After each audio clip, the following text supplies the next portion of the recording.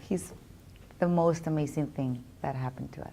After years of trying, followed by a difficult pregnancy, in late 2016, Maria Rique and her husband met their miracle son, Daniel Alejandro. But due to health concerns, Daniel was delivered early at 31 weeks. He weighed only 3 pounds. When I gave birth, the doctor told me, don't worry, you're not gonna even see the baby because a team of doctors are waiting for him in the NICU. Maria had preeclampsia, and her blood pressure was dangerously high for her and the baby. The baby can die, or I can go into coma, and then the baby can live. So it's either or. The decision was easy.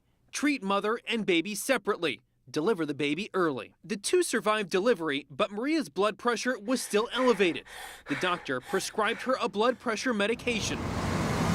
They filled it at a CVS down the street from the hospital.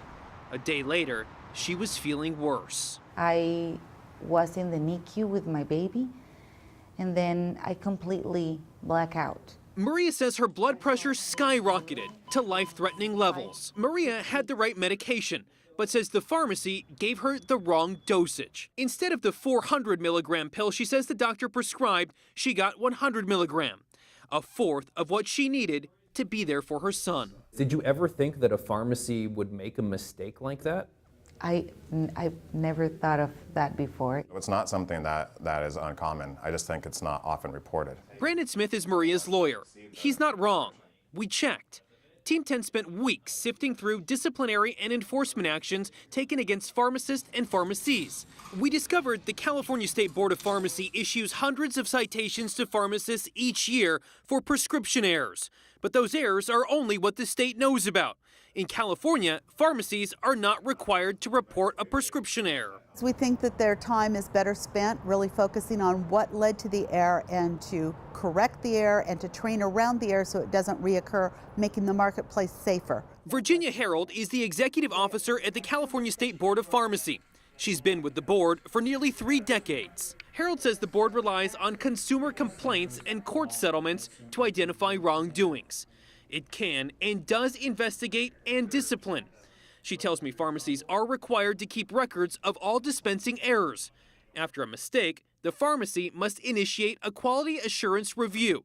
They're required to keep that record for a year. As we strongly believe that pharmacists do not deliberately make errors. If they do, that would be a formal disciplinary matter and we would move very quickly to remove them from practice. In a statement, a spokesperson for CVS tells Team 10 prescription errors are a very rare occurrence. But if one happens, they determine what happened in order to prevent it from occurring again.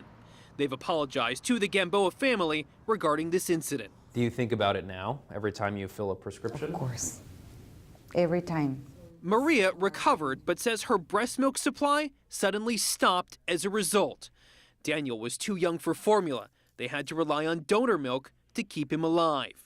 He's a little bigger now, but Maria says she's still haunted by the thought she could have missed his smiles, his laughs, his first steps. After everything, after all that happened, leave him without his mom? I mean, just by thinking of that, it gets me worse.